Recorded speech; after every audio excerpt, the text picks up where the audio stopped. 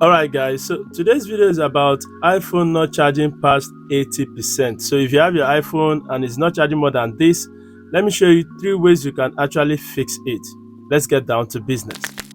So the first thing to do here is to switch off the optimized charging on your iPhone.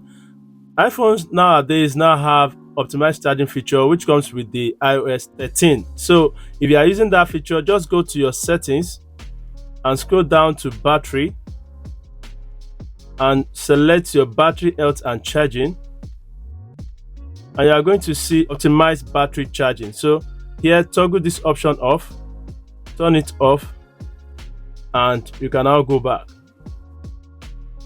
So once you have done this, your battery should be able to charge past 80%. But if you notice that it is not charging past 80% after some couple of minutes, then the next thing to do is to check the temperature of your iPhone, because when your iPhone is hot, it will trigger the software not to charge it beyond that. So what I would suggest you do here is to unplug your iPhone and let it cool down. Okay, if you are using a case, you can just remove the case from the iPhone like this, let it cool down for a while before you start charging it up again.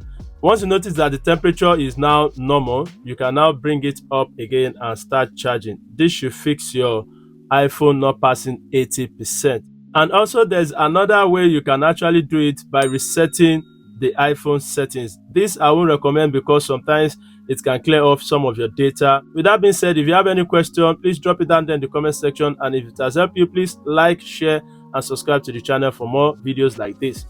Bye. Peace.